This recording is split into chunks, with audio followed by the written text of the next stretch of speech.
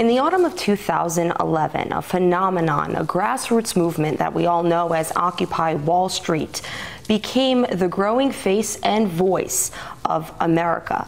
But at the start of 2011, there was one man that predicted a movement such as Occupy Wall Street would be sweeping through the United States. And that man is my current guest here to speak with RT, Gerald Celente, founder of the Trends Research Institute and publisher of the Trends Journal. Thank you for sitting down to speak with me again. Thank you. What do you think will happen with Occupy Wall Street in 2012? Occupy Wall Street's gone global. You know how people keep looking to America for something to happen here, and then the rest of the world kind of latches onto it? Even though you think that American spirit is dead, this whole world kind of focuses on the United States for the center of some kind of social, economic, geopolitical, or cultural change. And Occupy Wall Street was just that. It inspired an Occupy movement worldwide. We call it the invasion of the octopi, like tentacles reaching out all over the globe. When you cut one off, another one grows. It's an estimated 80 countries in 112 cities. There's no stopping it. And by the way, the very police brutality that tried to stop the Occupy movement in Wall Street is what brought it to the forefront. The movement is not going to stop. Winter's set in. Things are quiet now. The governments around the world do not know how to control the octopi. All the events of police brutality against Occupy Wall Street activists took place before the National Defense Authorization Act was signed by President Obama. What can happen now to all the Americans that speak out against the way that their elected officials are governing the country? One of our top 12 trends for 2012 is Battlefield America. It's going to be the will of the people against the will of the government. The Senate of the United States and the House of Representatives, the gang of 535, and deciding, like this guy Lindsey Graham, the cracker from South Carolina, calling America a battlefield, and saying that if you're accused of being tied into a terrorist organization, or you're a belligerent, as the way the act is now written, you have no judge, you have no jury, you have no trial, you don't have charges filed against you. The military could come in and take someone like me that they may call a belligerent because they don't like what I have to say, and they could take me away, lock me up in detention, blow my brains out. No lawyer, no habeas corpus. It's the Bill of No Rights signed by President Obama. And what it does, it also allows the military to take somebody like me or someone they don't like, who they choose, who the Gestapo chooses to be called an anti-American or working with a terrorist group. I may give money to a group that they don't like, and they could tie that back to me. You have forecasted a trend involving what you believe will be economic martial law being implemented in the U.S. What exactly do you mean by that? The entire financial system is collapsing. It's a worldwide financial meltdown. We can see the collapse of the European Union. It's happening in front of us. There's no way of bailing them out. Just the G7 has $7.5 trillion worth of debt coming due in 2012. How are they going to pay that off? As it collapses, look what's going on around the world. Look what's going on in Greece. It's a depression. It's a depression in Spain. It's a depression in Portugal. It's going to be a depression in Italy, a recession in France. It's collapsing around the world. You look at the housing market now starting to unravel, the bubble being burst in China. It's happening everywhere. So what we're saying is they're not going to be able to keep this afloat. We're going to see something smack down really hard, probably coming from the Europeans. When that happens, the United States will blame them and say, see those Europeans, it's them socialists. And now, unfortunately, we have to call a bank holiday because of the problems that they caused. Or a false flag, a terrorist strike, or war. which is another option going on very close to us as the Iranian conflict's building. They will give an excuse to call a bank holiday in America. You don't get your money yet.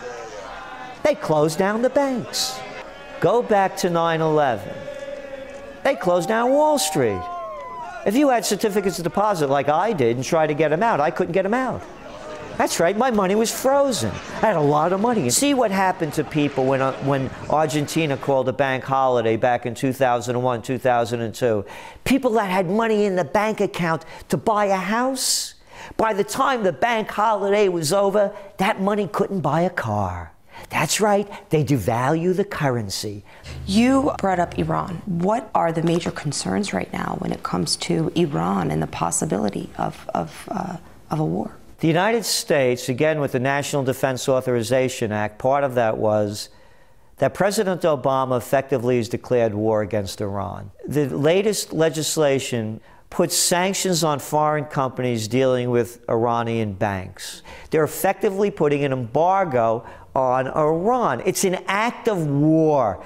Go back to World War II. It's like when the United States stopped Japan from being able to buy oil. Now the Iranians can't sell it. If they lose just 20% of their ability to sell oil, you're looking at 60% of their GDP comes from oil sales. You're putting them out of business. If the United States, Israel, or NATO attacks Iran's nuclear facilities, it will be, as I've said before, the beginning of World War III. Syria may be the other avenue into it, because who's Syria's top ally? Iran. And as we have seen from reports that came out in WikiLeaks, the United States and the West has been very instrumental in undermining the Syrian government, even before the latest uprisings have begun. You also say that there will be a global game changer this year because of the election. Look at the people running for office. Look how disgusted the people are with them. It's going to be, in the United States, it's going to be another lesser of two evils. You've predicted that Barack Obama would win, right? Oh, we said Barack Obama would win back in October. We put our forecast out. If the current front runner is Romney, for example, or Gingrich or Santorum, you know, the only wild card in this, as we see it, is Ron Paul. If U.S. President Barack Obama wins a second term, do you think that he'll change course in any way? Because he'll have a bit more freedom in his second term than in his first term. Didn't Obama, when he got elected in 2009, have the entire nation virtually behind him? Do you remember the cheerleading in Grant Park? Do you remember that he had a Democratic Congress behind him? Do you remember that the people gave him everything that he wanted? And do you also remember all the backtracks that Obama went through? Remember Obama, first day he hits the stage, I'm going to close Guantanamo in a year, Jack. Hey, and remember those Bush tax cuts, no more for me, adios. Hey, remember that rendition, ain't going to happen under my watch. Oh, and those ugly wars that Bush had. How about some more Predator drones into Pakistan? How about up in the troop level in Afghanistan? I'll tell you what. After another 4 years of Obama, people are going to be wanting Bush back. And what will be the game-changing trend or trends for 2012? As I see it, there are 4 things that could change the future. One is repatriate, repatriate. Bring your jobs back home. Bring production back home. Is it going to cost a little more? Yes. But guess what? You're going to get paid more. And that quality is going to be better. For the trend to change, it has to begin at the grassroots. It's not only Americans. It's every country having national pride in what they do best. Number 2, direct democracy. Let the people vote. Let the people vote on major issues.